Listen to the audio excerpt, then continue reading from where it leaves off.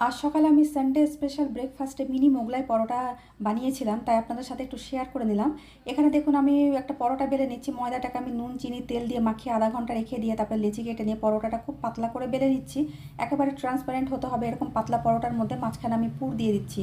আমি এখানে এগ চিকেনের পুর দিচ্ছি। আমি চিকেনটাকে কাবাবের মতন করে নিয়ে তার মধ্যে ডিম ফেটিয়ে পেঁয়াজ কুচি কাঁচা লঙ্কা কুচি দিয়ে নুন দিয়ে আমি পুরটাকে করে নিয়েছি। পুরটাকে আমি পরোটার মাঝখানে দিয়ে পরোটার সাইডটা দেখুন খামের মতন খুব সুন্দর করে মুড়ে দিলাম। মুড়ে দেওয়ার পরে এবার ভেজে নেবো। এবার তাওয়া গরম করে তাতে দিয়ে দিলাম আমি কিছুটা সাদা তেল। তেলটা গরম করে নিয়ে পরোটাটা দিয়ে দিলাম। যে সাইডটা মুড়েছিলাম সেই সাইডটা নিচের দিকে দিতে হবে। তারপরে আমি গ্যাসটাকে মিডিয়াম ফ্লেমে রেখে 2-3 মিনিট অপেক্ষা করে পরোটাটাকে উল্টে দিলাম। একেবারে তাড়াহুড়ো করবেন না, হাই ফ্লেমে গ্যাসটা রাখবেন না, মিডিয়াম ফ্লেমে রেখে 5 থেকে 7 মিনিট সময় নিয়ে পরোটাগুলোকে উল্টিয়ে পাল্টে আমি মুচমুচে করে ভেজে নিচ্ছি। কত সুন্দর একটা কালার চলে এসছে দেখুন। এইভাবে আমি সমস্ত পরোটাগুলো একই রকমভাবে ভেজে নিয়ে তারপরে সার্ভ করে দেখাচ্ছি। তৈরি হয়ে গেল আমার মিনি মোগলাই পরোটা। পরোটাটা খেতে কিন্তু